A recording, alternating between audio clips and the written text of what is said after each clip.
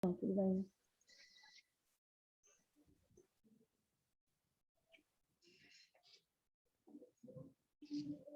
Bom dia, companheiros, seguidores do canal Taba TV. Hoje, nosso programa Mulheres de Luta e Resistência vai trazer uma convidada muito especial para nós. Lembramos que nós estamos, esse mês, homenageando as mulheres negras, latino-americanas e caribenhas. E esse mês referencia Teresa Benguela. E é em nome de Teresa Benguela que eu quero homenagear todas as mulheres negras, latino-americanas e caribenhas. Nesse contexto, trazemos hoje uma professora para conversar conosco. A educação nesse país nunca foi tão necessária, os professores não foram tão necessários, porque a luta por uma sociedade melhor se passa pelo professor. Sendo assim, esse papel, essa ferramenta que o professor usa, é uma das ferramentas hoje mais importantes para que nós possamos tirar o nosso povo da escuridão. Dito isso, quero apresentar a vocês Vânia Bretas, uma amiga que vai conversar. E hoje também, como ela vai falar com uma outra professora, imagina como é que vai ser esse programa de hoje. Meninas, é com vocês. Olá, bom dia. Oi, Regina. Oi, Vânia. Seja muito bem-vinda ao nosso programa Mulheres de Luta e Resistência. Aqui é a Taba TV, o nosso programa que é conduzido por mim, Cida, e pela Regina. Nós sempre convidamos mulheres de luta e resistência. E nesse mês de julho, que é o Julho das Pretas, a gente está trazendo, para bater um papo super gostoso aqui com a gente, que é Vânia Bretas. Eu tenho um pequeno release aqui para falar da Vânia, que é muita coisa para falar da Vânia, né? E a gente vai bater justamente esse papo hoje. Uma mulher brasileira, mãe, evangélica, ativista social, feminista, antirracista, professora de língua portuguesa. Ela é presidente da União Brasileira de Mulheres, a nossa UBM, e ela é delegada sindical do Simpro Rio, que é o Sindicato dos Professores do Rio de Janeiro. Vânia, seja muito bem-vinda, para você agora bater um papo muito legal com a gente te conhecer melhor, para os nossos telespectadores te conhecer melhor. Pode ir? Bom dia, Cida, bom dia, Regina. Para mim é um prazer estar aqui com vocês no programa de Mulheres, Luta e Resistência, aqui da Taba TV. E para mim é muito importante você ter me convidado assim no julho, mês de julho, Julho das Pretas, aí em comemoração ao Dia da Mulher Negra, Latina e Caribenha. Eu acho que a gente ter a oportunidade de ter fala nesses espaços é muito importante. E essa iniciativa de vocês de abrir um programa com um espaço para várias vozes, e principalmente nesse mês, trazendo várias mulheres negras aqui, diversas, potentes, é muito importante. Eu fico muito feliz de poder estar aqui compartilhando um pouco da minha história, da minha vivência, da minha experiência enquanto mulher preta, enquanto professora, enquanto mãe, enquanto evangélica, enquanto uma ativista social e política. Então, Vânia, nesse contexto que a gente está se apresentando, você está falando de você, fala um pouquinho da sua formação, o que te fez chegar a esse caminho hoje, ser uma professora, por que você optou pelo fato de ser professora, e como é que você também chegou sendo professora e sendo ativista, o porquê isso? O que aconteceu, o que te moldou para ser assim? Eu fui uma aluna. Minha mãe sempre teve um sonho de ser professora. Minha mãe estudou até a 4ª série e ela acabou sendo merendeira de escola. E depois eu vou contar um pouco, porque isso tem muito a ver com a minha história de uma mulher feminista. E na realidade, quando eu estava para optar fazer o ensino médio, eu fiz a prova para o Cefet e fiz a prova para o Carmela Dutra. Sendo que demorou a sair o resultado do Cefet, e aí acabou saindo o resultado do Carmela Dutra primeiro. Aí eu falei assim, quando eu vi outras meninas de uniforme, eu falei assim, eu acho que eu tenho essa coisa de falar, de me expressar, eu acho que eu ia ser professora. Quando eu aceitei e fiz a matrícula, lá saiu o resultado do Cefet. Fui aprovada no Cefet. Falei, ai, meu Deus. Mas só que aí não tinha. É aquela coisa quando o adolescente faz aquele cursinho, né? Mas você fala, o que ele ia fazer lá mesmo? E na escola de formação, você tem a oportunidade de fazer, de se colocar. Eu a minha irmã era presidente da Associação de Moradores de Marechal Hermes, onde eu morava, e essa coisa do movimento comunitário, de falar, eu tive esse contato com o movimento comunitário.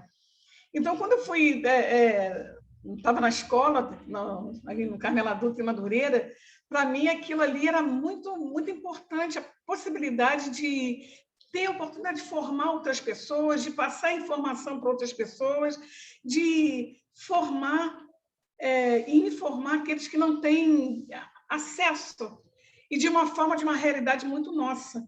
A gente precisa ter professoras que tenham a nossa realidade, que entenda, para entender aquela criança que está ali.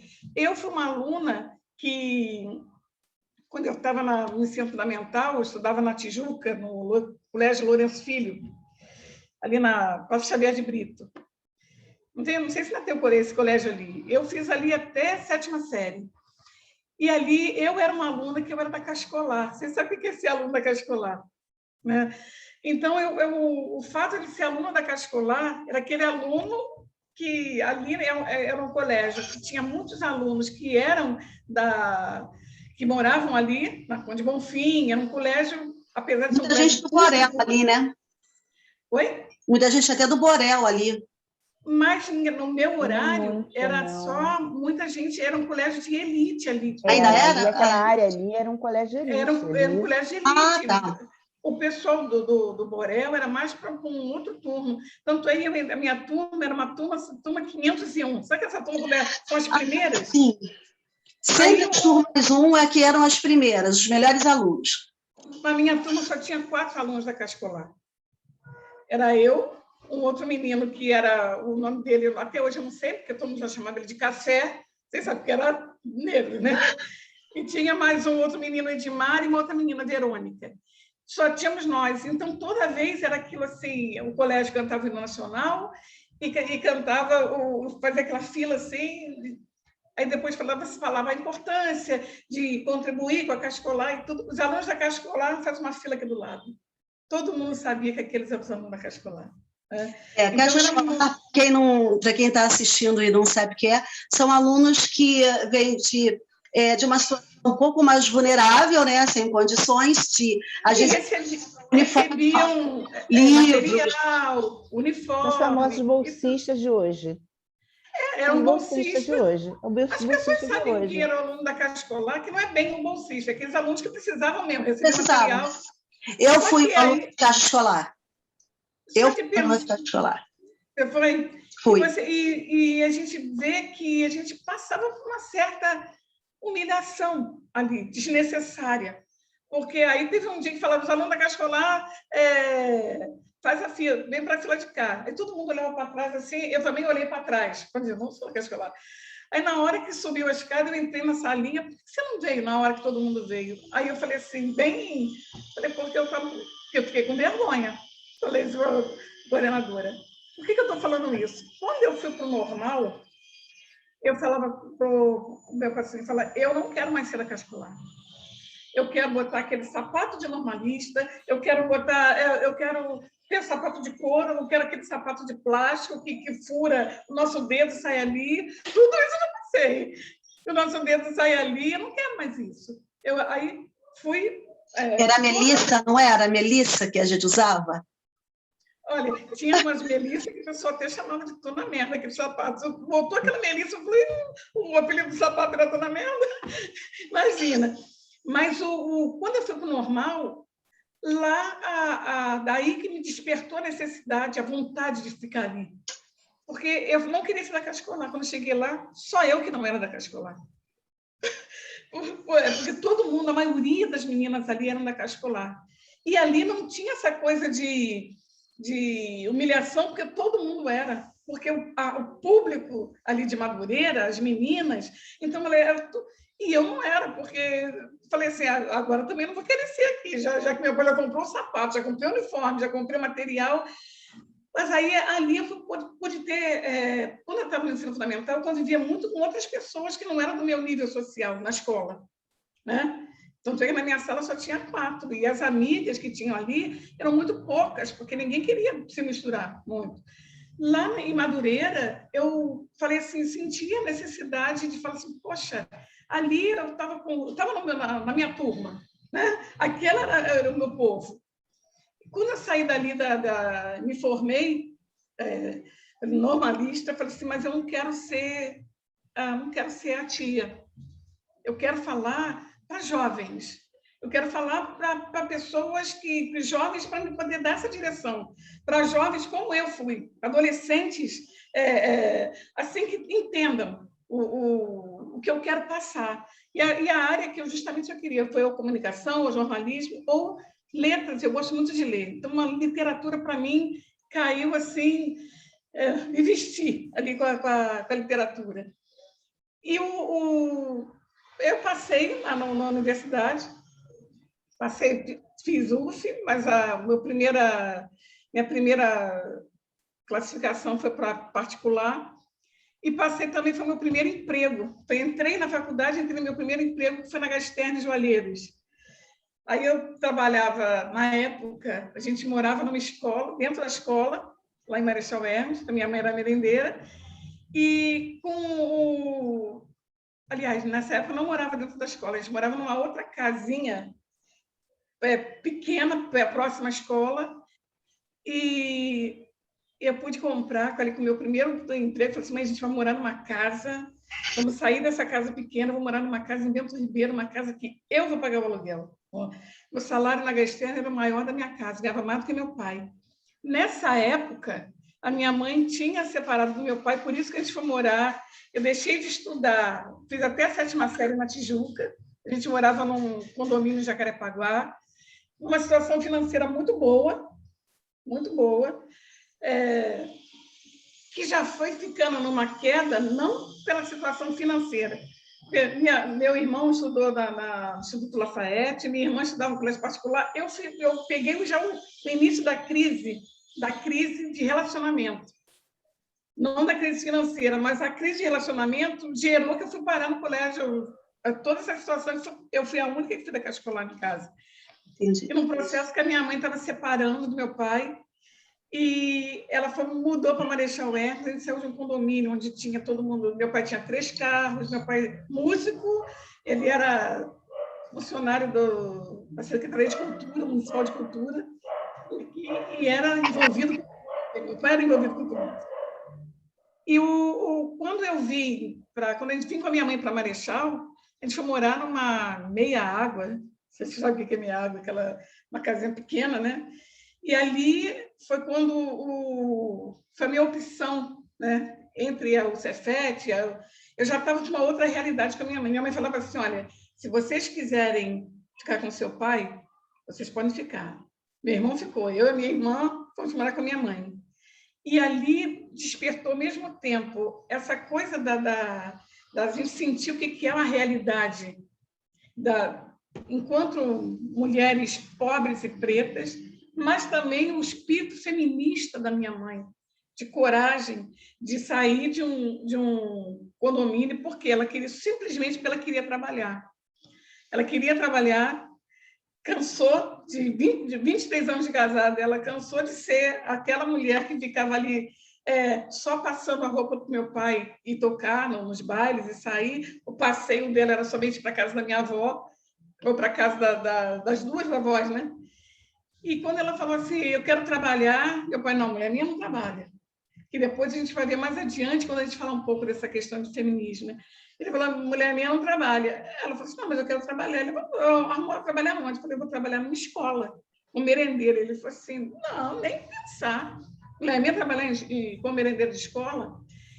Ela falou assim, mas eu vou. Aí ela fez uma reunião comigo, com a minha irmã, e falou assim, olha, eu estou decidida, seu pai já falou comigo, ou é o trabalho, ou é aqui, ou o casamento.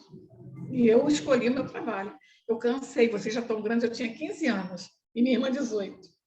É isso que eu ia te perguntar. Você, então, tinha 15 anos, estava entrando para o ensino médio, e, assim, o uniforme de normalista é muito bonito, né? Eu também fui normalista, mas eu fui do Instituto de Educação. O sonho da minha mãe era ter uma filha normalista. Não sei se era o sonho da sua, né? Mas de ver a gente naquele uniforme, aquela meia 3/4, aquela gravatinha, e era uma coisa que dava muito orgulho, sim. E eu não sei se você fazia parte dessa realidade, mas era da minha, a gente tem uma história bem semelhante, mas assim, filho de pobre tem que ser de segundo grau com profissão, já para arrumar emprego, que é para ajudar a casa. Então era essa a realidade, era essa a sua também? Engraçado, a minha mãe, ela falava assim, não precisa ter pressa de trabalhar, porque ela achava que ela tinha que, como ela que saiu de casa, ela achava assim, eu vou segurar essa peteca e você vai conseguir. Tanto é que quando eu passei para a Veiga, tinha que pagar a mensalidade, a matrícula. A matrícula. Aí o meu pai, que ficou orgulhoso de ter uma filha que passou para a universidade, não, eu pago. Mas e as mensalidades? Né? A minha mãe foi trabalhar numa outra escola, em uma escola particular, como inspetora de aluno, para ela pagar a minha mensalidade. Até sair o crédito educativo, porque eu fui do crédito educativo. Que hoje em dia era o Creduc, né? Mas hoje em dia... É o FIES, né? É o FIES. É o FIES. Aí fui para o crédito educativo. Mas essa trajetória de vida, e quando eu estava... comecei a trabalhar na Gastern e me formando, né? Quando acabei de me formar, passei para a Veiga e fui para a Gastern. A experiência e o sentido assim de valorizar a vida, de valorizar o território, as pessoas que estão à sua volta, e isso foi muito forte comigo. Eu era uma pessoa que minha mãe era muito católica, minha avó era muito católica, e eu sempre fui uma mulher de muita fé. Muita fé, eu já coroei Nossa Senhora várias vezes, a gente morava... A Ana Rocha, no último programa que teve aqui, ela falou sobre um livro Vista Chinesa. Falou. Eu nasci na Vista Chinesa, na casa da minha avó, morava lá na Vista Chinesa, eu nasci lá. E realmente ali vários casos de estupro aconteciam naquela região ali, né? E esse livro realmente é muito bom. Então, essa coisa de valorizar o território sempre foi uma coisa minha e de muita fé de que a gente pode conseguir, de que a gente pode fazer. Aí fui trabalhar na Gastern, só que a Gastern, ela também não era muito aquilo que eu esperava para mim, que vim professora, que fiz o normal. Aquela coisa eu estava ali presa naquele lugar, 4 anos na Rio Branco, depois 4 anos em Ipanema, e não conseguia... para quem que ia passar tudo aquilo que eu estava aprendendo ali? Só se fosse trabalhar numa concorrente. Né? Apesar do meu salário ter um ótimo salário, ali era um salário muito bom, mas eu me sentia bem ali. Não era Ivânia, você namorava na época? Você já estava casada? Como é que foi isso com você? Não, nessa época eu namorava e eu já tenho uma história muito engraçada com isso, eu vou chegar lá. Tem tudo a ver, minha cabeça, tudo um link, não é linkando. Na Gastern, eu fiquei 8 anos, 4 anos na Rio Branco, 4 anos em Ipanema, e eu pedi demissão. Todo mundo é loucura, loucura, loucura, loucura, mas por que eu pedi demissão? Quando eu entrei de férias, em 87, eu fui trabalhar num projeto Recriança. Vocês ouviram falar nesse projeto Recriança? Um projeto da Secretaria de Esporte e Lazer Municipal. E eu, nessa época, fazia dança. Eu aproveitei que estava recebendo, entrei numa aula de dança, eu dava aula de dança para a comunidade, lá em Bento Ribeiro.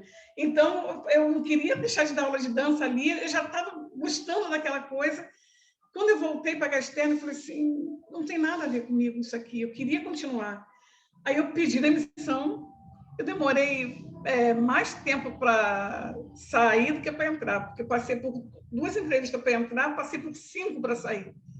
Porque até o pessoal justificar por quê. Poderia ter feito alguma coisa na empresa e querer sair, alguma coisa assim, Mas até a psicóloga falou assim, você quer sair para trabalhar num projeto? Que eu falei que para você ganhar 1/3 do seu salário aqui, é muita vontade mesmo de falar assim, mas isso é o que eu quero para mim. E eu fui trabalhar no projeto Recriança como professora de arte, trabalhava na praça, e num projeto, se não chover, recreação na praça, que rodava todas as praças do Rio de Janeiro. Aí eu tive possibilidade de me soltar. Aí fazia tanto trabalho, participava do projeto Palco Sobre Rodas, da Secretaria de Cultura, de teatro. Eu também fiz um curso de teatro nesse período, eu estava no Carmela, fiz 2 anos de teatro, porque teatro, música, educação são as coisas que me... E essa coisa é onde você lida com as pessoas. E quando, em 1990, eu já tinha saído da Gasterna e já estava trabalhando no projeto de criança na Fundação Rio Esporte. O Marcelo Alencar era um contrato, demitiu todo mundo, aí eu fui embora para Brasília. Eu falei assim, já deu para mim aqui, já deu para mim, eu também queria... muito tempo que eu estava com um namorado e também que não tinha as mesmas ideias que eu. Porque aquela ideia da minha mãe que era de uma mulher que ela era feminista sem saber que era, feminista sem título, mas ela sempre passou para a gente que mulher tem que ser mulher forte, tem que seguir seus princípios, que não tem que baixar a cabeça para homem nenhum, que não tem... Ela falava assim, nem de brincadeira, nem um comum de brincadeira tem que aceitar. Então, ela era muito firme. E eu falei assim, mas se eu continuar aqui, eu não vou conseguir passar... Tinha um concurso para a Câmara dos Deputados, um concurso que era na área de letras, concurso público. Falei, eu vou fazer, mas se eu ficar aqui, eu não vou conseguir. Aí minha mãe falou assim, então, você vai... Eu fui para Brasília, morar no Albergue da Juventude, e foi lá, em Brasília, que eu conheci o Partido Comunista do Brasil. Em Brasília, em 90. Saindo disso tudo, dessa experiência toda aqui, de comunitária, lá de Marechal Hermes, na época, eu já tinha sido diretora cultural da Associação de Moradores, de trabalhar na praça como vestida de palhaço. A minha colega passou e falou assim, pedindo admissão na Gasterna para vestida de palhaço na praça, em plena aquela praça de Isabel. Eu toda de palhaço lá, na época, o secretário de Esporte e Lazer, o Sérgio Cabral, pai. Né? Ele era... E eu ali, toda feliz, contente, eu tenho as fotos, eu toda de palhaço ali na praça, com as crianças, e era aquela coisa bem mandengue. Isso foi em 90, então você tinha o quê? Uns 30 anos, mais ou menos? Eu acho que 90 eu ia fazer... acho que era isso. Acho que eu ia fazer... Eu lembro que eu ia fazer 30. Por quê? Foi tinha 30, 90, quando eu fui para Brasília. Aí, lá em Brasília, eu estava no albergue, em Taguatinga, e eu ia para a Câmara para poder fazer pesquisa, para poder passar no concurso, estudar no concurso. E toda vez que eu ia lá, na época não era cartão, era ficha, né, de telefone, aquelas fichinhas de telefone, que botava no orelhão. Aí eu ia em vários gabinetes e pedi para ligar. Aí um dia eu entrei no gabinete do Edmilson Valentim, que era do PCdoB, ele não estava no gabinete. E aí o assessor falou assim, olha, toda vez que você quiser, eu falei, olha, toda vez que eu penso em ligar para minha mãe, quando ela começa a chorar, as fichas já caíram todas. Eu falava para ele. Morei um bom tempo lá em Brasília. Então, aí toda vez que eu ia no gabinete, para ligar para minha mãe, eu falei, não, quando quiser vir aqui, pode vir à vontade. Toda vez que eu ia no gabinete, eu frequentei um mês do gabinete sem encontrar com um deputado. Toda vez que eu ia, eu não estava. Eu estava no Rio. Toda vez que eu ia, eu não estava. Aí, e toda vez que eu ia, eles me davam um jornalzinho para ler. Como eu estava no Alberto, estava estudando mesmo, aí eu li o jornal. Toda vez... Aí um dia eles me deram um livro da 7ª Conferência do Partido. Falei, isso aqui é para você ler. Quando eu li aquele livro, eu falei assim, eu quero participar desse partido. Quando eu li o livro da 7ª Conferência, eu tenho aqui guardado o livro da 7ª Conferência, eu quero participar desse partido. Porque até então, a experiência que eu via de partido era não de partido, mas de pessoas. Né? De pessoas, não tinha um partido com uma história de partido, com uma organização partidária, com como que funciona o partido, como que se forja uma liderança partidária e quais são os princípios. Eu me identifiquei com os princípios do partido, da classe trabalhadora, aí eu vi a minha mãe, eu vi o meu pai, que era motorista do município, minha mãe, que era merendeira de escola, eu vi eu mesma, com todo o processo que passei na própria Gasternia, a luta da mulher. Falei assim, quer ver, e o partido, ele sempre foi um partido de oportunidade para mulheres, né? Aí eu estava lá em Brasília, um dia falaram assim, olha, o Edmilson, nós falamos que você está aqui, que é uma estudante, e ele queria te conhecer. Vem tal dia que ele vai estar aqui, no dia que eu fui para encontrar com ele. Dessa vez eu vou para encontrar com o deputado. Aí ele falou assim, eu precisava tanto de uma pessoa assim como você lá no Rio, você não pretende voltar para o Rio mais? Eu falei, não, Rio de Janeiro é pequeno demais para mim, eu vou ficar aqui mesmo em Brasília. Só que eu estava lá e não estava trabalhando, né? Minha mãe mandava dinheiro, eu ficava na porta do correio esperando aquele vale postal. Eu voltei, eu cheguei lá com 70 quilos, voltei para o Rio com 56. Eu só comia no sacolão, alface, tomate, pepino, sardinha em lata, alface, tomate, pepino, ovo cozido, alface, tomate, pepino, sabe? E era muito regrada ali nas coisas, porque não tinha dinheiro. E aí meu irmão mandava, minha mãe mandava. Aí lá no gabinete do Edmilson falaram assim, mas você recebe o vale postal, a gente vai dar o número da conta aqui do nosso boy, e ele quando você liga para sua irmã, ela deposita e você pega aqui. Aí eu passei a funcionar, assim, eu ia para lá, ligava minha irmã depositava o dinheiro, eu pegava ali mesmo, no banco, dentro da Câmara. Um dia que teve um congresso aqui no Rio, da Corrente Sindical Classista, naquela época, não era a CTB, né, era a Corrente Sindical Classista, e lá eu já envelopava várias coisas. Por fim, eu ia para o gabinete e ajudava ali o gabinete. Eles ali no gabinete, pelo telefonema, eu já fazia o que eu pudesse ajudar. Aí um dia eles falaram assim, olha, Edmilson, você vem aqui que Edmilson tem uma surpresa, deixou aqui uma surpresa para você. Eu falei, eu também tenho uma surpresa para falar para vocês. Um período que eu estava lá, eu falei, vou ter que começar a trabalhar. O que eu fiz? Fui lá na Gasternia de Brasília, do plano piloto, falei assim, eu preciso voltar, não posso ficar só dependendo do dinheiro que vem do Rio. Quando eu cheguei lá, a gerente do hotel trabalhou comigo na Rio Branco. Falei, por que você está trabalhando aqui em Brasília e tal? Já estava tudo certo para eu começar a trabalhar no Carnaval. Eu já tinha assinado lá e tal. Aí, quando chego no gabinete, ele falou assim, olha, Edmilson deixou uma passagem, porque quando eu conversei com ele, ele falou, você não sente nem saudade da sua mãe, não? Eu falei, eu sinto, mas para eu não tem como ir, ficar dizendo minha mãe vindo para cá, passagem muito cara.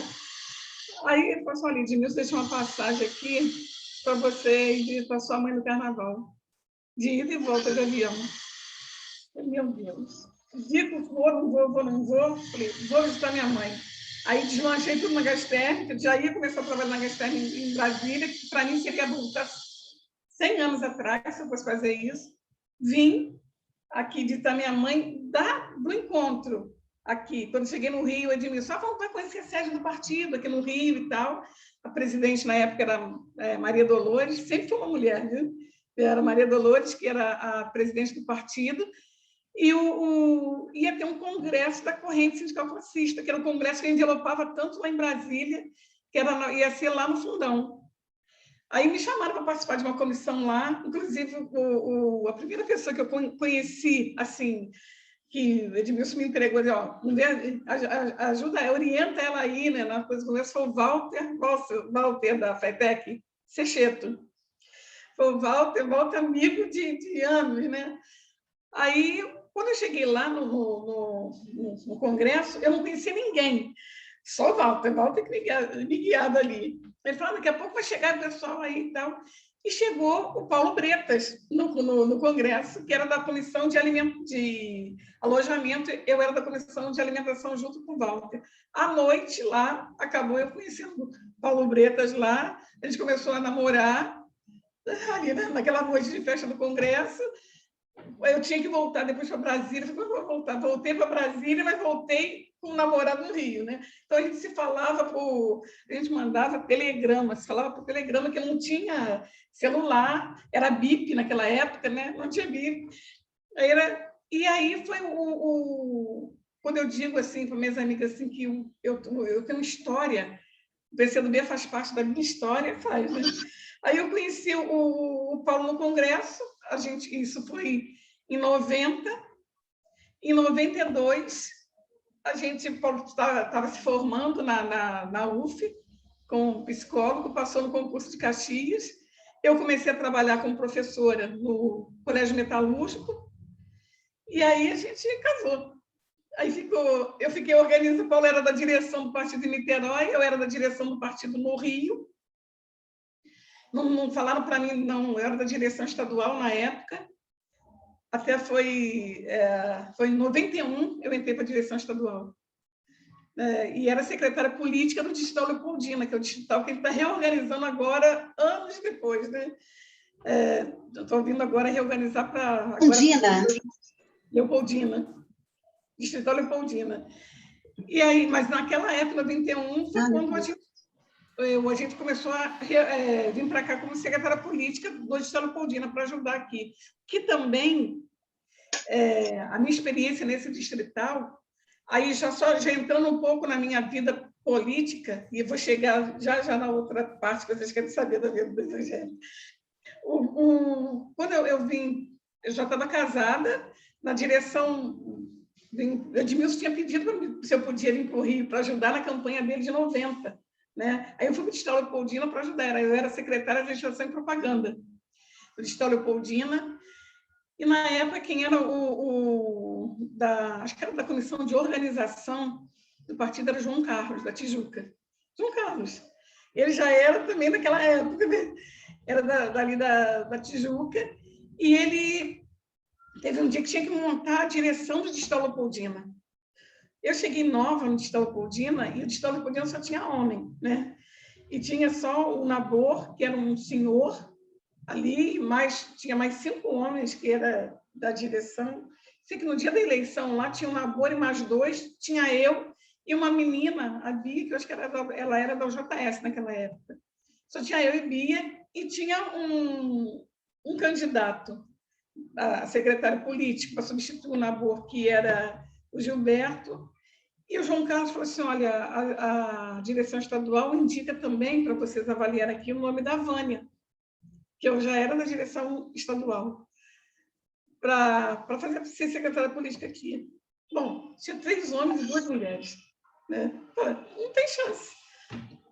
Aí o Nabor falou assim, que, olha, a camarada é muito... Como é que ele falava? Muito guerreira, muita coisa, mas é muito nova no partido, muito nova aqui. A gente considera, acho que vai ajudar muito no trabalho, mas eu voto para o companheiro Gilberto. Aí, porque também tem aquela coisa do machismo, né? Quem sou eu ali na fila do pão? Quem seria eu ali? Aí o outro rapaz falou assim, olha, eu também acho, Vânia, você é uma pessoa, porque é tudo voto aberto, e João Carlos está em pé. Eu também acho que, tudo bem, eu acho que você é uma pessoa que vai ajudar muito aqui, mas meu voto para o Gilberto. A Bia, que era uma mulher, falou assim, meu voto é da Vânia, ela nem entrou em detalhe, ela falou assim, eu voto em Vânia, então ficou 2-1.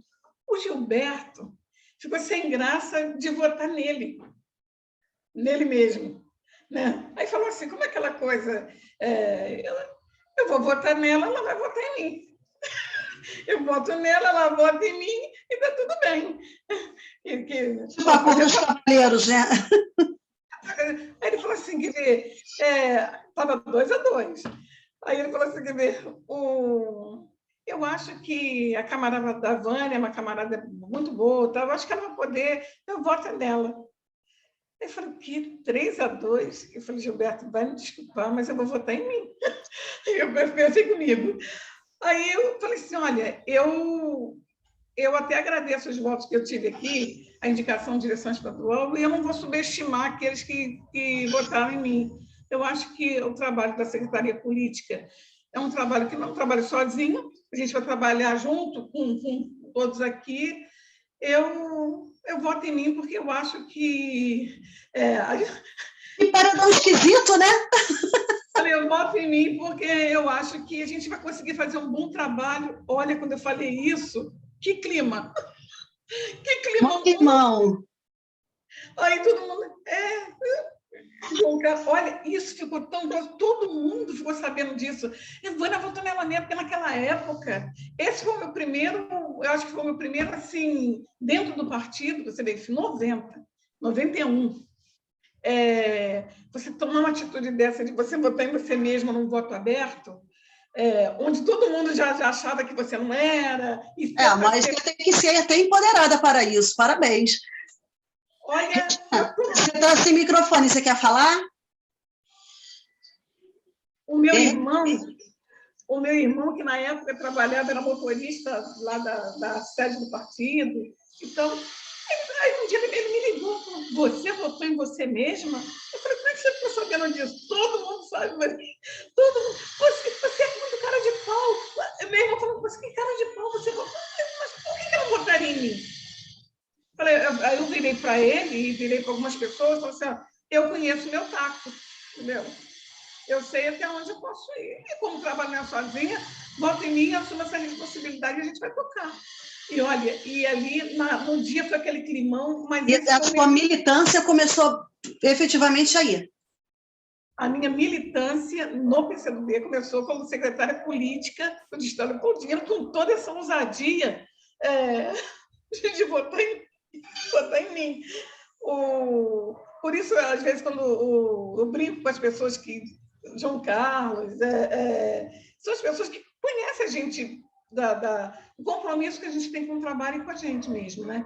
E aí eu fiquei, como eu era secretária política do Distrito Leopoldina, eu não transferi meu título para Niterói, eu atuava lá e morava em Niterói, né? E a gente conseguiu fazer um bom trabalho aqui. Na época, o Edmilson não conseguiu se reeleger em 90, mas a gente fez um trabalho excelente aqui na Leopoldina. E depois, passaram-se isso foi em 2099, foi quando começou foi o meu processo de separação de eu e Paulo. Continua sendo, a gente era muito parceiro, muito amigo, muito coisa, mas a gente, quando pega na seara muito pessoal, a gente também fica muito vulnerável também, né? E justamente na época que eu estava, era no Hospital Leopoldina, era no Colégio Metalúrgico e entrando no mestrado, na UF. E com a Helena tinha 4 anos de idade. E eu falei assim, e a gente, num processo de separação. Falei, meu Deus, nesse processo, nessa época, eu falei assim, eu vou dar um tempo eu vou ter que transferir o meu título. Aliás, foi nesse período. Não, começou o processo de separação, a gente separou, tudo bem, a gente separou e tal. Passei do tempo? Não. A gente está vendo aqui que assim, a gente tem algumas outras coisas também para perguntar, né? E até mesmo... Pode interromper. Assim, não, porque aí você estava falando, você termina de falar sobre essa sua trajetória de ser mãe, porque isso também está dentro do que a gente ia perguntar, né? Porque é ser mãe, ser militante, né? Você está falando um processo de separação difícil. Eu queria, só para você não perder esse momento, mas eu também queria dizer para você que como nós passamos por três pontos assim marcantes na vida da mulher.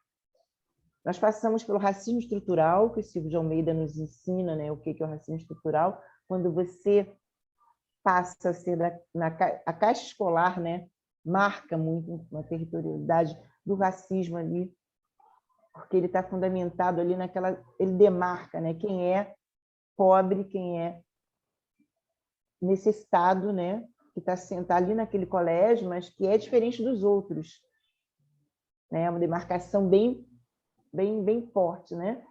Outra coisa, né, quando você fala do colega, né, que não lembrava o nome porque ele só é chamado de Café, o racismo está presente ali na falta de identidade da pessoa, né? Basta um apelido para você... É o racismo chamado pelo outro professor, alguma coisa Moreira, esqueci o nome dele, que fala sobre a questão do racismo recreativo, né? Exatamente. Então, Mas aí a você... recreativa é isso, é você Exatamente. mudar de apelido, café, feijão, azeitona, para você Exatamente. poder... Você tira a humanização da pessoa quando você coloca um apelido de uma coisa material.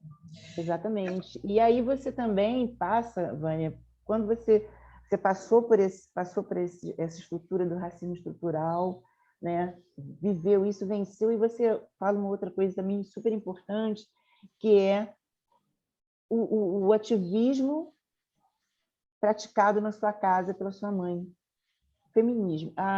Tem uma escritora nigeriana, Chimamanda, que eu tive o grato prazer de receber o livro dela de presente, mas assisti uma entrevista com ela, na Roda Viva, que só tinha fera, né? Janila Ribeiro, Ana Cotirê,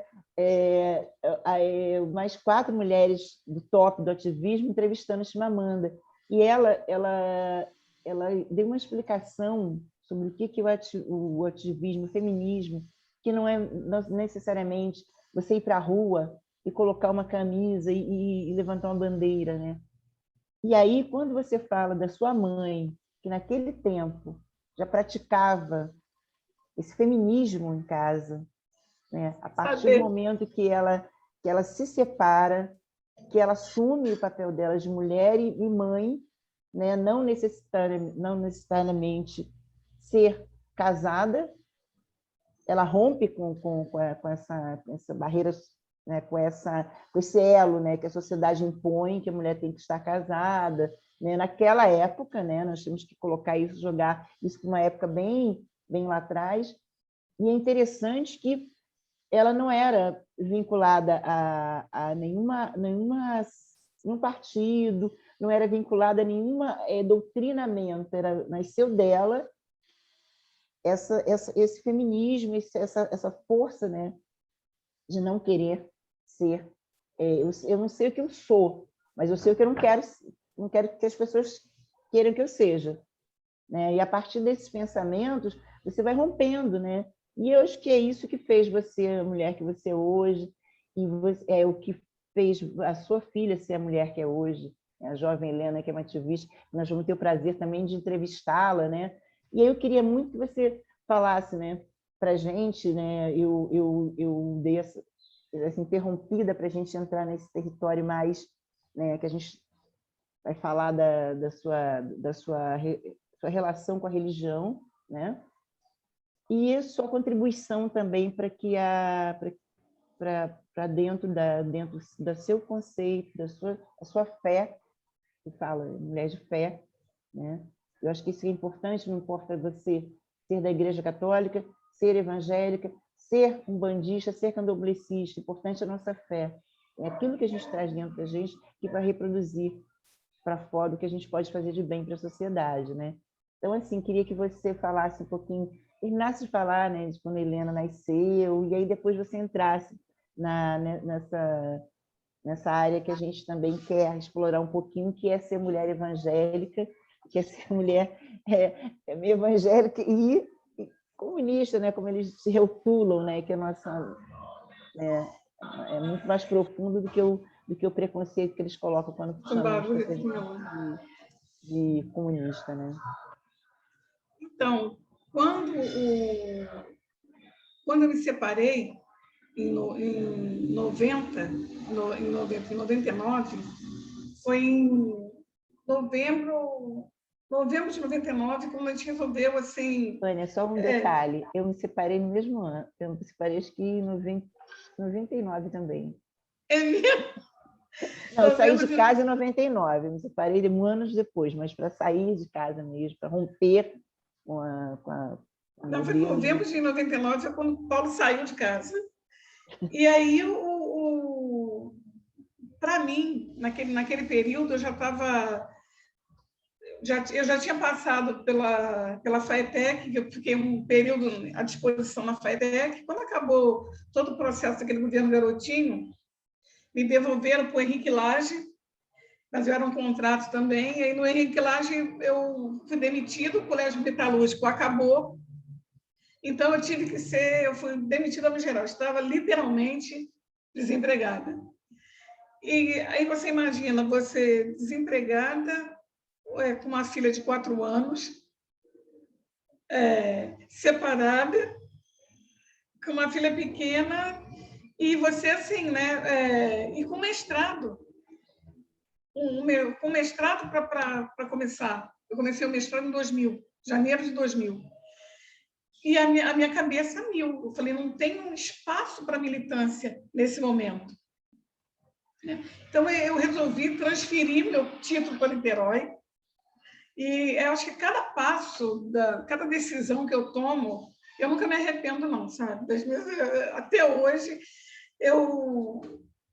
na realidade, eu não queria me separar ali, mas falei assim, se tem uma hora que não dá, não é por causa de filho, nem nada, porque eu achava, a minha mãe se separou, eu falei assim, eu não quero casar para separar, né? Mas você sabe que a mulher, ela faz de tudo para poder, você lembra quando não dá, não dá? Então, quando um quer, dor não viga, e a gente conseguiu separar numa boa.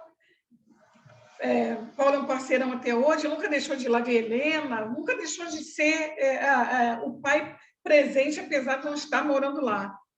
Sendo que um dia, a gente estava lá ainda foi o quê? Em janeiro de 2000, eu estava em casa, assim, à tarde, e eu morava, assim, do lado da igreja de São Jorge, em Niterói, e em frente à igreja Rocha Eterna, uma igreja evangélica. Então, de repente, assim, à tarde, a gente falou, vamos comprar o pão, Helena, e tal. A gente passou na porta da igreja evangélica. E a igreja evangélica estava tocando, cantando, louvor. Helena, mãe, vamos entrar aqui, que tem uma festa aqui dentro. Vamos entrar pequenininha. Vamos entrar que tem uma festa. Não, isso aí é coisa de crente. Porque vou ser sincera para vocês, eu era avessa a crente.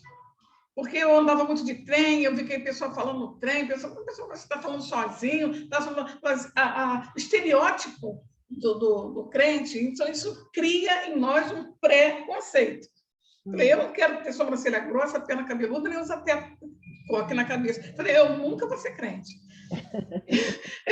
Isso era, eu não vou.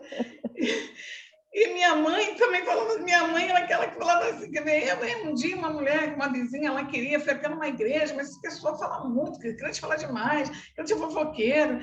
Então eu tinha uma imagem de crente assim, muito pejorativa, sabe? Aí quando a Helena falou assim, vamos entrar que tem uma festa, eu falei, isso aí é coisa de crente. Mãe, o que é crente? Eu falei, mamãe explica depois, vamos voltando. Quando a gente voltou, ela falou assim, mãe, amanhã você me traz aqui na festa? Eu falei, amanhã não me traz. Como se amanhã não deve ter culto, porque eu ali, o que acontece? Quando eu fiquei num limbo espiritual, que eu não era, por fim, na minha vida, eu não era nem católica, porque eu não ia à missa. Eu só ia na igreja, assim, casamento, missa de 15 anos e missa de 7º dia. Eu não ia. Aí, quando você lê uma coisa, nesse período que você está sozinha, sempre aparece alguém assim, no período de crise, aí você fala assim: olha, conheço alguém, e joga a carta ali, que vai te falar um monte de coisa. Aí você vai. Aí você vai, aí você fica assim, e acaba você não sendo. Aí eu fui. O meu moleque jogou carta, jogou mundo. Só que aquilo ali, no fundo, para mim, eu falei assim, eu continuo aqui. Na hora que você bota a sua cabeça no travesseiro, você sozinha, é você sozinha ainda. Né? E aí, teve esse episódio de Helena, amanhã a mãe traz. Criança, se você prometer, ela não esquece, não, a gente esquece. De manhã cedo, a igreja começou a cantar lá, louvar. E eu falava, aí, Helena, mãe, a festa começou. Eu falei, meu Deus, e agora? Olha só, a festa, posso botar esse vestidinho? Ela já veio com um vestidinho lá, até lembro, um vestidinho branco, posso botar esse vestido? Para ela, era a festa. Olha, só um pouquinho, Helena. Aí atravessou, como era em frente, você sabe quando você vai assim andando e fica olhando para um lado e para o outro para ver se alguém vai te ver entrar ali? Eu não queria que os vizinhos me vissem entrar ali. Aí entrando, mas assim, escorregando para dentro da igreja, assim, puxando ele entrando. Quando chegou lá, Helena largou da minha mão fui lá para frente e fazia como vinha para cá, para lá, para cá, e a igreja cheia, e todo mundo surgiu essa criança, e todo mundo procurando a mãe. Eu escondidinha, assim, perto do banheiro, só olhando a Helena ali, olhando, e ouvindo também, ouvindo lá o louvor. Quando acabou o louvor, aí ele falou assim, agora peguem as suas Bíblias e tal. Aí ele assim, mãe, a gente não tem Bíblia. Aí ela falou, vamos achar a mãe dela agora. Aí todo mundo olhando. Aí sempre tem alguém, ela vem na minha direção, tinha uma moça, a mamãe vem aqui comigo e tal. E olha, e ali Helena subiu num banquinho lá, parecia até que ela estava lendo a Bíblia também. E ela toda atenta ali, ouvindo, balançando a cabeça, e crente que foram 4 anos. Aí a moça falou assim, ela é tão espertinha, por que não traz ela na escolinha? Helena, aqui tem escolinha? Mãe, quero ver na escolinha, aquela coisa. Aí eu falei, então eu te trago na escolinha. Aí no domingo, levei a Helena na escolinha de criança, tem que deixar, e eu ia embora para casa, deixar ela lá. Fui para o outro grupo, né? Aí a Helena ficou com as crianças e fiquei com os adultos. A fé, eu aprendi que a fé ela vem pelo ouvir e ouvir a palavra.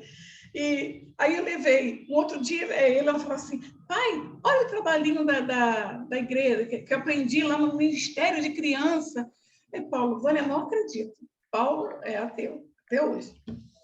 Eu não acredito. Como comunista.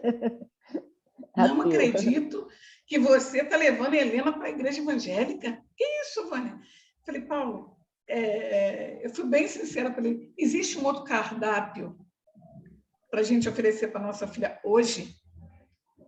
Ele ficou calado. Eu falei, isso aí é igual catecismo. Deixa eu levar. Não vou catecismo da igreja católica. Não, vou levar. Aí as pessoas me perguntaram, minhas primas, né? Você agora é evangélico? Não, evangélico é mesmo. Eu sou só arroz, eu só acompanho, eu brincava. Eu só acompanho, evangélico é mesmo, ela que está indo. E assim eu fui, até que um dia estava lá uma placa, aliás, antes da placa, teve um domingo, que Paulo foi lá, pegou a Helena pelo cinema, e eu resolvi ir lá para ver como é que era a igreja, como é que essa igreja à tarde, porque a igreja lá funcionava à tarde, de manhã era a escolinha dominical. Aí eu fiquei lá atrás, de novo, e nesse dia, as pessoas quando vão domingo à igreja, as pessoas vão tudo bonitas, bem arrumadas, né? E eu lembro que eu estava com uma bermuda, assim, até o joelho, mas uma bermuda jeans, estava de sandália, uma sandalinha de couro, uma blusinha assim comprida, tipo batinha, e eu sentei lá atrás. Aí tinha uma visitante que estava lá na igreja e ela, quando acabou a palavra, era na hora, eu cheguei justamente na hora que eles chamam, na hora que pergunta, quem quer aceitar Jesus, assim, né? Só que a pergunta não foi essa. Aí ela chegou e falou assim, quem aqui quer mudar a sua história? Aí eu estava lá atrás e falei assim, bom, a minha história eu quero mudar. Essa história que eu vivo hoje, eu não quero para mim. E ela falou, quem quer mudar a sua história, vem aqui na frente. Olha, parecia que eu estava hipnotizada. Quando eu vi, eu estava lá na frente, não foi mais ninguém, só eu, a igreja lotada. Eu de bermuda, falei, meu Deus. Parecia que quando eu acordei, já estava lá na frente. E ali, pegando meu nome e tal, falei, agora esses crentes vão ficar me perturbando lá em casa, querendo que eu venha para cá e tal. Mas não foi nada disso que aconteceu. Eu quis, um dia passando lá, tinha assim, encontro com Deus, eu falei, eu quero participar desse encontro. E eu fui, não conhecia ninguém na igreja também. Aí eu realmente pude ter esse encontro com Deus. E aí, eu sou muito assim, decidida. Quando eu entro num negócio, eu gosto de entrar de cabeça, para entender, para conhecer. Eu queria conhecer como é que é a história. Eu entrei para a escola de líder, fiquei 1 ano na escola de líder. Por fim, eu já era coordenadora pedagógica da escola de líder, dali, sempre colocando ali, e eu nunca me neguei nessa igreja. Um dia o pastor ele falava assim, escutei alguém falando assim, eu não sou PT, eu sou pentecostal. Aí eu vi isso mais de uma vez. Aí eu falei, vou acabar com esse negócio, porque eu passei um período que eu ficava clandestina no partido, eu não dizia ninguém do partido que eu estava na igreja, e clandestina na igreja. Ninguém sabia que eu era do partido. Eu fiquei clandestina nos dois. Falei, sabe, não, eu vou acabar com isso. Acabou a clandestinidade. Cheguei para o pastor lá e falei assim, olha, Eu vi o senhor comentando aí que o senhor não era PT, o senhor era pentecostal. Eu sou militante e nem estava tão militante assim, né? Que eu já estava, mas eu já queria. Eu sou militante do Partido Comunista do Brasil, do PCdoB. Ele falou assim, não, do Partido Comunista do Brasil. Ele falou assim, não é PT não, né? Você é um PT? Qual é o problema? Porque o Niterói tem essa coisa com o PT. Niterói como um todo, é histórico. Niterói tem não é só, e a gente foi vendo isso lá, a Dilma perder Niterói, a direita sempre, apesar de Niterói sempre ter governos progressistas, mas lá...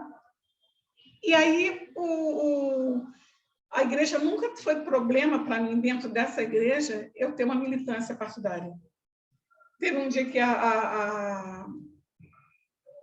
uma pastora perguntou lá na igreja se eu queria participar do departamento de mulheres, porque você assim, lida com mulheres, que já sabia que eu era da UBM, era presidente da UBM em Niterói, e você lida com mulheres. Eu falei assim, quero. E ali na igreja, a gente conseguia abordar alguns temas importantes com as mulheres, no sentido da questão do aborto enquanto saúde pública. Pelo menos eu dava o meu parecer. Falei assim, ninguém precisa, quem não quer fazer, não faça. Mas a gente não pode privar as pessoas de fazer, porque é uma questão de saúde pública, cada um tem a sua história. Cada um Esse sabe. posicionamento é muito verídico em termos de ser mulher, e ele contrasta muito com muitos evangélicos que colocam a situação da vida. Mas, normalmente, a pessoa que coloca é a vida, está tirando a vida, é um bebê, normalmente são homens, né? Não são mulheres. Você pode reparar. Mas é isso. É muito importante o que você está falando, a situação do direito, o direito da mulher. Porque a mulher também tem direito de viver. Eu falei assim, eu perguntei uma vez para umas mulheres que eu estava conversando, eu falei assim, me diz aqui, quem aqui gostaria de abortar? Quem gosta de abortar? Ninguém gosta, gente, de fazer cirurgia nenhuma. Ainda mais, mas ninguém quer. Se a pessoa chega a fazer, algum motivo tem. Ou seja, um motivo de saúde, ou seja, uma história, ou seja, uma questão de estupro, como a gente já viu vários casos. E a minha madrinha, isso também é uma coisa que também, antes de ser evangélica, antes de ter esse debate do aborto enquanto feminista, mas eu era pequena e a minha madrinha, ela morreu no parto. Por quê? O médico chegou no caso, o esposo dela, falou assim, olha, a gente vai ter que interromper essa gravidez. E ela já tinha tido duas meninas pequenas e era um menino. O marido dela falou assim, não, eu quero meu filho. Eu quero meu filho. Aí ela falou assim, olha, mas ela corre risco de vida. Minha mãe contava isso para gente. Ela corre risco de vida, porque minha mãe também ela era a favor do aborto por isso. Ela corre risco de vida. E ele falou assim, não, mas eu quero meu filho, é a oportunidade de ter meu filho. E ele teve que assinar um termo de responsabilidade. Naquela época, a mulher ainda era propriedade do homem, por lei. Né? Então, ele assinou, eu quero meu filho. O que aconteceu? Realmente ela faleceu no parto, a criança nasceu com um problema.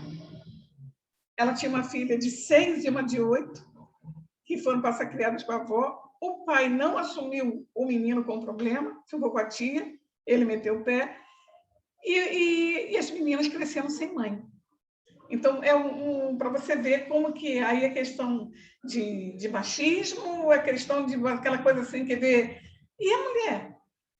É a vida é a vida é a vida de uma criança e tal, mas no caso aí a criança ia ter problema, como teve. Nasceu com problema. E mas existe isso. Então, nesse ponto, isso já era uma coisa que eu tinha, que quando eu soube dessa história, que a minha madrinha tinha morrido quando eu soube que a minha madrinha morreu, eu tinha o quê? 10 anos. Então, minha mãe já contava isso, eu tinha 10 anos de idade. Então, já era uma coisa que a gente defendia. Na necessidade, vai precisar sim. Se precisar fazer um aborto, na necessidade, vai precisar fazer. O direito de poder fazer, né? Se houver a necessidade, ou até o próprio querer da mulher, né? Por exemplo, eu, enquanto pessoa, mulher, cita assim, não, eu nunca faria.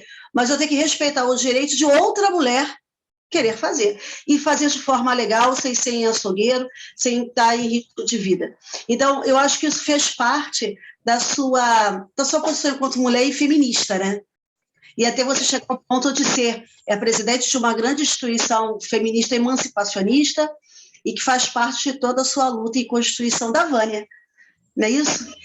Essa participação na igreja, a oportunidade de fazer o debate da importância de mulheres ter o seu poder de escolha da sua vida, entendeu? Isso foi uma coisa boa. A questão da violência contra a mulher é uma coisa que a gente abordava na igreja. E a própria pastora, por fim, a fala dela era essa. Ela falava assim, quer ver, mas é porque muita gente fala assim, não, mas o marido, a gente vai denunciar, mas Deus conserta. Deus conserta. Aí ela falava assim, Deus pode até consertar, mas na cadeia. Conserta na cadeia, mas ele tem que denunciar. Denunciar. E isso, porque ela abraçou essa coisa? Porque os pais dela também foram separados e acho que passou por um problema. Mas ela sempre falava assim, mulher nenhuma é obrigada a ficar passando por situação de violência. Lá em Niterói, a gente teve a oportunidade de fazer uma conferência de mulher com as mulheres evangélicas, onde a gente fez um seminário com a Lei Maria da Penha, dentro da igreja, com 2 pastores, foi uma aula, não foi na minha igreja, foi em outra igreja, com os pastores pediram para assistir. Inclusive, quem deu a palestra foi a Sonela Tiger. Vocês conhecem? A Regina conhece a Sônia. E a Sônia conhece o jeito da Sônia. Eu falei, Sônia, grande amiga. Os pastores querem assistir, não tira uma vírgula do que você ia falar. Até porque senão eu não aceitaria ser diferente do que ela era. Beleza, né? tira uma vírgula, faz tudo do jeito que você ia falar. E a gente fez essa conferência que foi muito... o encaminhamento da conferência foi fazer o seminário da Lei Maria da Penha. E a gente descobriu lá que tinha mulheres que apanhavam até com a Bíblia, porque achavam que estava endemoniada. Mas o próprio pastor da igreja, ele ficou muito sensibilizado porque ele falou que a mãe dele passava por violência doméstica em casa. E ia para a igreja cheia de roxão, e ela era uma pessoa que ela falava assim, não, mas isso tudo vai passar, ele vai mudar, e ele não mudou. Ele falava, e ele não mudou. E ele cresceu vendo isso. Então, ele falava assim, ele achou muito saudável a conferência, o seminário. Por isso que eu acho que eu digo hoje que a igreja evangélica, para mim, a minha fé é a minha outra trincheira de luta também. Primeiro, para desconstruir todo esse processo. Mas o que mais me chamou e me colocou dentro da igreja e da militância é porque eu tenho um entendimento que quando você vai e busca a sua fé, seja ela qual for, você procura se fortalecer, se fortificar espiritualmente para você ir para a luta. Não é para você ficar... Porque falar de Jesus dentro da igreja, ou fazer política dentro do seu próprio métier, é muito fácil. Falar para fora que é difícil. A pastora lá inteira falava assim, você tem um chamado para missionária. Eu falei, missionária urbana. Missionária urbana, sou uma militante. Militante, sou ativista. Eu coloco assim, eu sou... instrumento de transformação social. Eu falava tudo brincando assim, mas brincando e falando sério. Sou instrumento de transformação social, mas sou uma missionária urbana. E eu sempre falo sempre meus sobrinhos que faço assim, uma alegoria. Vocês viram aquele filme, o Rocky, o Lutador? Sim. No final do filme, ele está ali quase perdendo a luta, né? Ele sempre apanha muito, quase que perdendo sempre no último round, no finalzinho. Todos são assim. Aí o olho quase esbugalhado, vai ter uma hora que para, ele vai lá para o técnico, lá bebe água, blá, blá, blá, e volta. E ele ganha a luta. Eu falei assim, quer ver, eu sou assim, eu estou na minha luta, estou ali, porque a gente sabe que a luta da mulher negra, da mulher preta, da mulher que quer se colocar, que quer se impor dentro dessa sociedade. não é uma luta fácil. Não, não é. Essa palavra emancipar vem de liberdade, a luta de você ter liberdade, liberdade de escolha, liberdade de você, liberdade ideológica, liberdade, sabe, de orientação sexual, de orientação religiosa. Então, a gente está naquela luta. Quando a gente começa, quando eu começo aí eu lembro quando eu começo assim, a sangrar por dentro, aí eu vou para o meu técnico. Aí eu falei, se eu não fiz o meu técnico, é o Espírito Santo. Vânia Roque Bretas. Meu técnico é o Espírito Santo. Aí lá ele me dá aquela aguinha de bebê, ele enxuga minhas lágrimas, tem aquela toalhinha? Enxuga minhas lágrimas ali, me dá aquele alimento forte, sabe, para mim poder me refrigerar por dentro, meu refrigério. Aí fala assim, agora, Vânia, agora você volta para a luta, porque você é mais que vencedora. Não tema, porque eu sou contigo, não te assombres, porque eu sou o teu Deus, o Deus que te fortalece, que te ajuda, que te sustenta. Aí eu vou para a minha luta, eu vou para a minha militância, eu vou para a minha UBM, e ali eu vou aqui compartilhar com outras mulheres, como a gente está fazendo aqui, e passar que não é... A gente não é impossível. E primeiro, não é possível a gente ficar, em cada momento que a gente vive numa conjuntura hoje muito complicada, uma conjuntura difícil, não dá para desistir. Não, desistir jamais. E a Vânia foi forjada à base de muita luta da mãe, sua, em diversos espaços sociais diferentes. A sua identidade, mesmo que as pessoas possam achar que seja, além de ser complexa, seja conflitante, evangélica, militante, comunista, feminista, é conflitante? Eu não sei. Eu acho que não, você conseguiu juntar tudo. E eu acho que o mais importante, você continua enfrentando esses desafios que parecem ser conflitantes para uma sociedade geral, que estereotipa muito o evangélico, a feminista, a militante. Você conseguiu reunir em você, enquanto mulher negra, feminista, evangélica, tudo isso na Vânia. Né? E eu soube que você agora vai ter, não considero nem um desafio, mas uma experiência em outra religião, onde você também vai levar a militância. Você podia falar um pouquinho sobre a gente?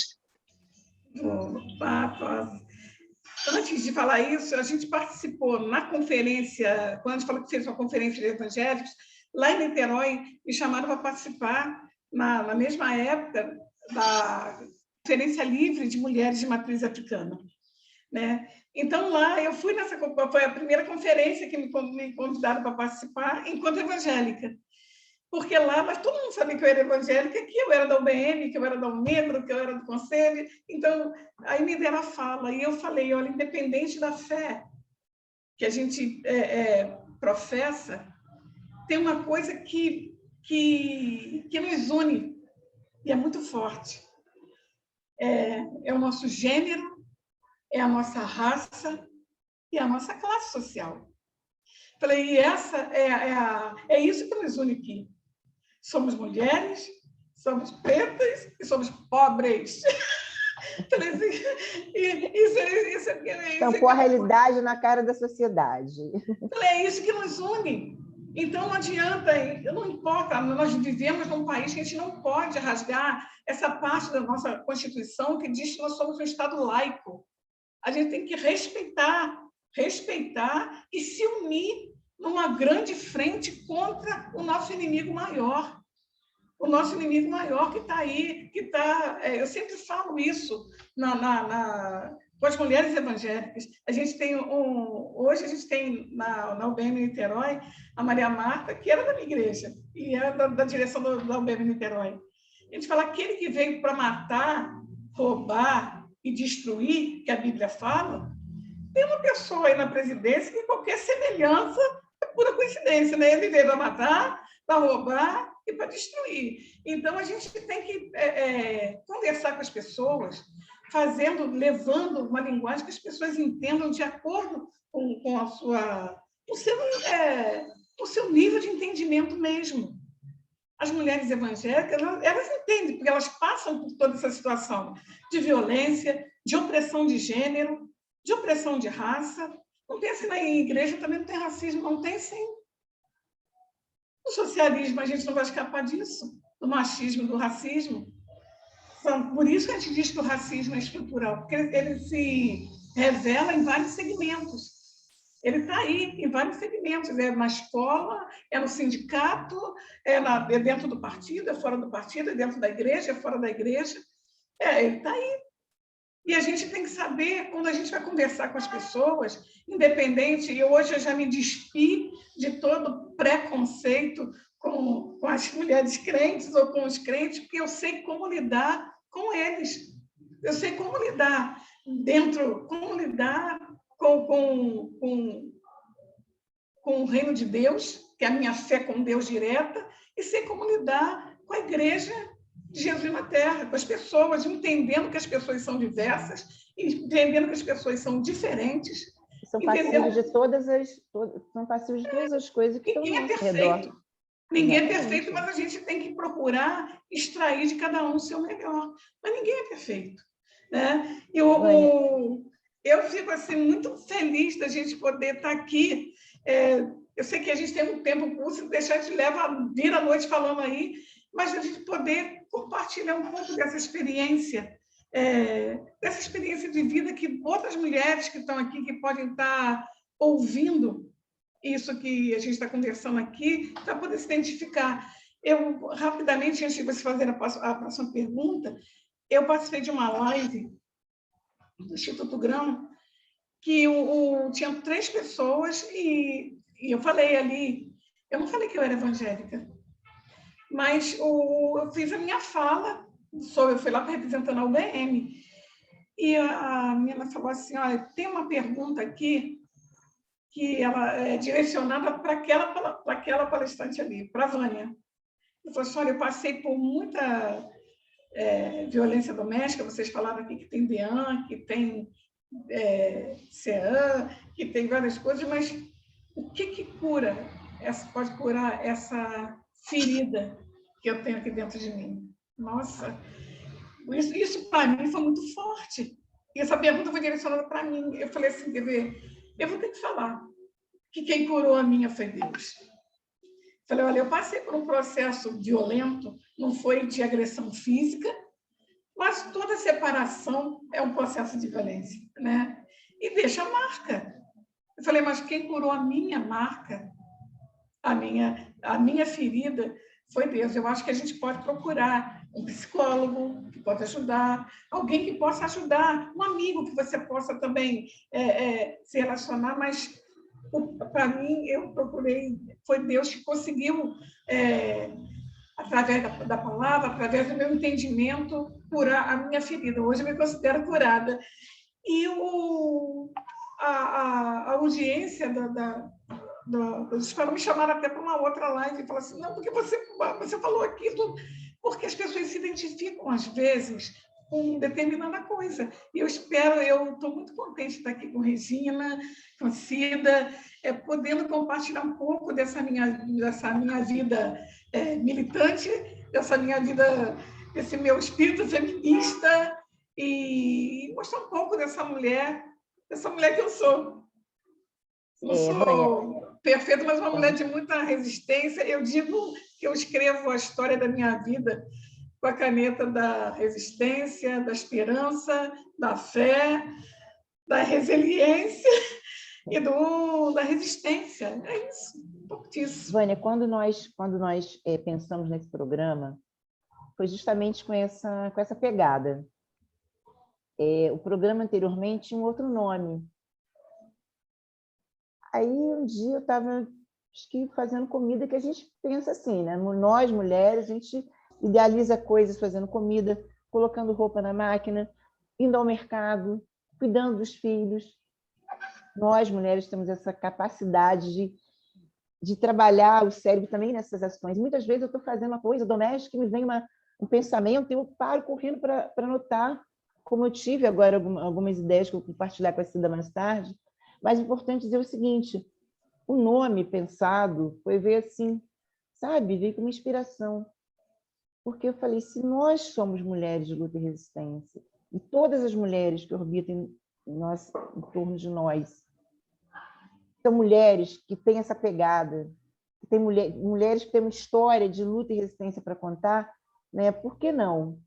Então, assim, a gente fica muito feliz quando a gente escuta, nós fizemos uma entrevista ontem, que a gente saiu assim maravilhada com a nossa entrevistada, que é uma escritora, que é professora também, que tem toda uma história de literatura também. De literatura, de luta e resistência, de militância dentro do movimento de mulheres negras, né? Então, quando a gente pensa que ouviu, né, toda uma trajetória bacana, e vem uma outra entrevista no outro dia que nos traz um outro enriquecimento de conhecimento, de saber, e a forma como você lida com a religião e com o que você pensa da religião, né? Aliás, como você lida com a sua fé, né? Porque não é o pastor que vai te ensinar. A sua fé vem de dentro de você, de dentro para fora, né? E você usa a sua fé, seu credo, para usar isso como um ensinamento, como debate, como apontar, né, algumas orientações. Isso é muito importante, porque igreja não forma ninguém, igreja não faz milagre. Milagre é feito no dia a dia das nossas... Né? E aí a gente fala assim, Revi, mas você... Eu até ouvi isso. A pessoa falou, mas você vai na igreja, vai ficar agora sendo manipulada para dar dízimo na igreja? Eu falei, olha, a gente contribui com aquilo que a gente acredita. Eu falei, eu contribuo com a igreja porque eu acredito na palavra de Deus, não acredito na estrutura, mas eu acredito na palavra de Deus, eu acho que precisa de uma estrutura para essa palavra ser expandida, assim como eu acredito no meu partido. Eu contribuo com o meu partido porque eu acredito no meu partido. Acredito que a gente tem uma visão política, ideológica de transformação social. Nós que somos também... E aí é isso, você tem que saber lidar com as coisas, porque se você... Ninguém quer... Quando fala de... a primeira coisa que as pessoas falam quando se refere à igreja é dar dízimo para a igreja, dar dízimo para o pastor, dar dízimo... Gente, a gente contribui como a gente acredita. Eu falei, contribuo para a igreja com a mesma intensidade que eu contribuo para o meu partido, porque eu acredito. E se tiver um programa como o Taba TV, que vai levantar, assim, olha, a gente vai levantando uma campanha ou uma vaquinha para a gente poder melhorar a nossa estrutura, né? Eu acredito que esse programa é um programa que vai atinge pessoas, que modificam pessoas, que as pessoas se identificam. Eu acredito, eu vou querer contribuir, porque é tudo que a gente acredita. E é assim que a gente vai vivendo e regando as coisas que são boas. Passando uma mensagem, não a intolerância. A gente tem que ser intolerante com a intolerância, é exatamente isso. Porque as pessoas realmente criam um estereótipo, ou com a pessoa que tem uma religião de matriz africana, já coloca de uma forma pejorativa, ou para o crente, é sempre assim, né, o estereótipo. E é muito importante quando você vê mensagem, né, assim, com essa inclusão, literalmente, que você está fazendo nesse momento. Com a inclusão, para que despertar pessoas a olhar de uma outra forma, sobre uma outra ótica. Fala, desculpa. Eu ia falar agora no dia 25, Dia da Mulher Negra Latina e Caribenha, me convidaram para fazer uma roda de conversa lá em Guapimirim, lá na Sociedade Mulheres Guerreiras, que é dirigida pela Ialorixá Mônica, né? E ela falou assim, a gente queria fazer uma roda de conversa, aqui, trazer a questão do feminismo, para que eu falei, olha, é ótimo. Você vai no terreiro de Candomblé, você sendo evangélica, vai no terreiro de Candomblé, numa roda de conversa de mulheres negras. Ó, você está de parabéns. Aí ela falou, você tem uma ideia do tema? Eu falei assim, olha, eu acho que o melhor tema, para ficar um tema amplo, seria Mulheres de Terreiro pelo Bem Viver. Porque a gente fala de todo tipo de opressão, fala da questão da importância das políticas públicas, da importância da gente se organizar num movimento social, que já tem a mãe Mônica, ela é da presidente do Conselho de Mulheres lá de Guapimirim, e também é da pasta de mulheres negras. Então, é importante a gente levar isso. contra a intolerância, mas exigindo política pública. E você se assumindo enquanto mulher evangélica naquele espaço. Cristã e evangélica naquele espaço. Isso é muito importante. Mais uma notícia, nós vamos inaugurar o núcleo da UBM lá. Opa! As mulheres de terreiro. As mulheres de Parabéns, terreiro. parabéns. É Olha, isso. eu fico muito, muito feliz. Eu falei quando eu conversei com a mãe Mônica, que ela chama de mãe Mônica, né? Eu fiquei muito feliz de a gente poder trocar. Eu falei assim, quer ver, a gente bateu muito papo, eu falei assim, a gente se vê independente da religião, mas a gente se identifica. Eu falei, se identifica tanto com as histórias, ela começando comigo, e no final eu falei que eu era evangélica. Ela falou, eu tenho um prazer te receber aqui. Eu falei, olha, muitas vezes a gente queria eu poder fazer esse debate que eu vou fazer aí, dentro da igreja que eu frequento. Mas como a igreja ainda está fechada para esse debate de formas abertas, a gente vai para dentro do terreiro mesmo e a gente vai falar com quem quer ouvir. É isso. A gente vai falar com quem quer ouvir. Vânia, que bate-papo gostoso com você.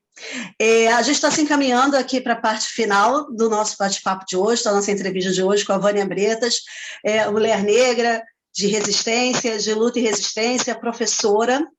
E justamente pelo fato de ela ser uma professora de literatura, eu vou pedir para que ela nos mostre, para que ela fale para a gente uma recomendação de um livro que fez parte da sua história, né, para constituir a Vânia que é hoje. Que livro que você recomenda para as nossas telespectadoras e também os homens que estão nos assistindo, Vânia?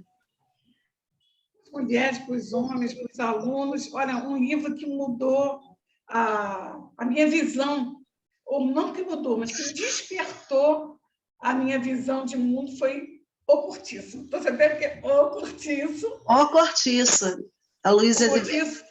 De Aloysio Azevedo. Porque esse livro ele traz ele mostra, ele faz um panorama do que é a vida social dentro daquele cortiço, onde tem todos os personagens ali, tem uma história.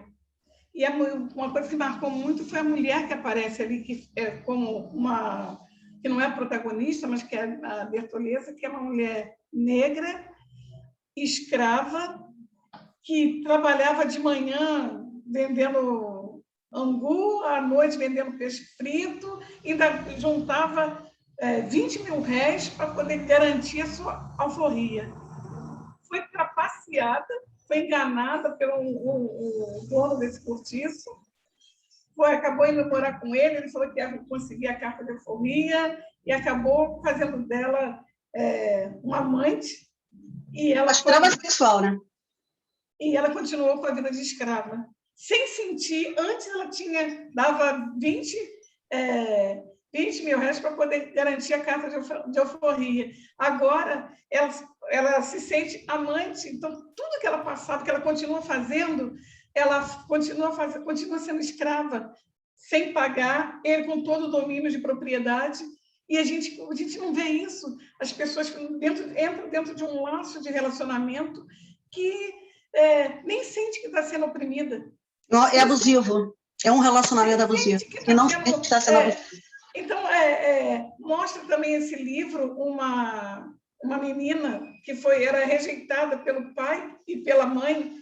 Pelo pai, porque achava que ela era filha de um amante da mãe. E pela mãe, que achava que ela era filha desse pai. Então, mostra muita conflito, coisa muito real, né? Que a gente vê. Muito conflito. Tem um outro cara que era um senhor sério, trabalhador, foi morar no cortiço, e lá ele se encantou por uma mulher, e aí o livro bota assim, uma mulata sensual, que já mostra como que a mulher é vista, a mulher negra é vista, como instrumento de sensualidade para destruir casamento, ainda por cima, né? Ela não serve para casar, mas ela serve para destruir casamento dos outros, para ser amante. A exploração do corpo feminino, né? Ela vem através de uma cultura que é nossa, que já é o racismo estrutural, como a gente fala, e também o cortiço, como a gente passa, né, Vânia? O cortiço pelas nossas vidas, enquanto estudante do ensino médio, e que é recomendação de leitura, mas que fica só como uma leitura. E muito depois você vai entendendo, né? Você tem a capacidade de depois entender o quanto esses livros, né, eram preconceituosos, quanto, né, expunha, né, as diferenças de classe, diferença de raça, né? Depois que você passa, às vezes, você pelo livro, e você está fazendo, como outra escritora, como a Isabel também, que nós tivemos oportunidade de entrevistar, que ela dialoga com o aluno na sala de aula sobre essas questões, não pelo lado da que a educação formal coloca, né? Ah, lê esse livro, vamos discutir a gramática desse livro. Não, ela pega esses livros e ela esmiuça todo o preconceito que está ali, explícito ou implícito, né? Naquelas histórias, para fazer com que o aluno tenha uma outra consciência que talvez nem todos nós tenhamos tido oportunidade de ter quando éramos jovens, né? Eu tive a oportunidade de fazer esse exercício enquanto professora no Colégio Metalúrgico, e tinha uma proposta pedagógica que era justamente essa, da gente passar, criar ali no aluno um cidadão crítico, além do ensino, do conhecimento técnico. Né? Então, para mim, o Colégio Metalúrgico foi o meu primeiro colégio que eu dei aula, foi um exercício onde a gente construía junto, todo o meu processo de construção política foi junto também com esse de metalúrgico. Hoje a gente tem a Mônica Custódio, foi minha aluna no ensino médio, né? Hoje dirigente nacional da CTB de combate ao racismo. Foi minha aluna, o outro menino, o Wallace, também, que da Federação dos Metalúrgicos, foi meu aluno. A gente conseguia fazer justamente esse exercício, de trazer o contexto. E quando eu lembrei do Cortiço, porque eu já revisitei esse livro dentro agora, nessa nova conjuntura, levando para uma roda justamente a questão do Cortiço. Numa roda de alunos, a gente faz um trabalho, a gente fez até na Negro, junto com a Helena, diálogos para além da roda de capoeira. Então, era numa roda de capoeira e depois da roda, era na roda de capoeira mesmo, depois da roda a gente fazia um diálogo para colocar, e uma das coisas que a gente levou é levar esse tipo de debate, um debate onde você pode levar uma questão pedagógica através de uma literatura, através... Isso é muito bacana a gente fazer nessas bases, né? Com certeza. A gente está reconstruindo aí, a gente fazer, a gente pode até pensar, Cida, e nesses círculos de leitura, a gente fazer debates muito bacanas, porque a gente pensa realmente fazer uma roda literária, né, Regina? Na verdade, nós temos, além da roda literária que nós estamos propondo lá na frente, nós temos, através da própria UBM, a nossa ideia da biblioteca feminista era criar a biblioteca no primeiro momento, né, ter a biblioteca física e desenvolver, né, Cida, debates, rodas... Debate, as rodas físicas, né? Só que agora a gente está em pandemia ainda, mas está dentro do nosso projeto. Estamos construindo a biblioteca física com as doações dos livros, né, para ter nossa biblioteca ubemista, mas o nosso pensamento é inclusive ter um espaço harmonioso que a mulher possa sentar e pegar um livro e quer falar um pouco sobre esse livro, o que você achou, que é para construir também com outras consciências, né? Para combater o que está posto aí já. Mas é isso. Esse livro, ele mostra muito que o ambiente ele determina o comportamento humano, né? Certeza, né? O homem é um pouco o produto do meio. E a gente, hoje, por isso que a gente exige que a gente precisa de uma sociedade transformada. Para a gente poder... E o nosso jovem, ele precisa muito aprender, reaprender a refletir. Quando, nesse governo, eles querem apagar a memória, ficam com essa história de escola sem partido, achando que... Excluir disciplinas como sociologia, filosofia, que são... As ciências pensar, né? Promovem a discussão, a reflexão. Fazem pensar. Isso é acabar. Problema. Se o jovem não tem memória e não reflete, ele é muito mais suscetível de ser manipulado, de ser Olha, esses últimos 5 minutos daria mais uma roda de conversa, daria mais uma entrevista. Nossa. Só que, infelizmente, a gente já está se direcionando realmente para o final do nosso programa do dia. E eu vou deixar com a Regina. Primeiro, eu vou te agradecer imensamente pelo seu tempo, pela sua sabedoria, por todo o seu conhecimento que você está depositando aqui hoje com a gente. Muitíssimo obrigada. Eu tenho certeza que você vai voltar aqui esse mês ainda com a gente. Vou passar a bola agora para a Regina, para ela poder te fazer aqui uma última pergunta. Vai lá, Rê. É a nossa famosa pergunta, né? Porque toda mulher de luta e resistência tem um sonho, né? Esse sonho sonhado, esse sonho pensado todos os dias, que pode ser tanto para a coletividade, como pode ser um sonho pessoal. E eu gostaria de saber o que Vânia Bretas sonha agora. Olha, eu sonho, sinceramente, eu sonho que a gente possa sair dessa pandemia, as pessoas não para um novo normal, as pessoas que dizem talvez voltar ao normal, talvez a gente não volte ao normal, mas que a gente possa sair dessa pandemia daqui para frente com vontade de transformar essa realidade que a gente vive, porque eu ainda sonho ainda com uma sociedade mais justa, mais igualitária, mais humana, com mais afeto, com mais esperança para todo mundo, com mais vida digna para todo mundo. Obrigada. Esse é o meu sonho, sinceramente. Esse é o sonho. Os nossos sonhos, eles refletem muito o que nós somos, né? O que a gente espera por uma sociedade, né? Esse sonho realmente é um sonho para a gente hoje, é um sonho de esperançar por dias melhores. E com isso nós encerramos nossa entrevista de hoje com Vânia Bretas, uma amiga que mostrou para nós aqui no nosso canal, da Taba TV, nosso programa Mulheres de Resistência, porque convidamos mulheres de luta e resistência para nosso programa. Por que esse mês é o Julho das Pretas? E o que a gente tem feito é isso. Posso deixar uma mensagem no final? Pode, claro. Vou deixar aqui uma mensagem evangélica, que é uma passagem que eu acho bonita, que fala assim, para nós mulheres, né? Em tudo somos angustiadas, mas não atribuladas.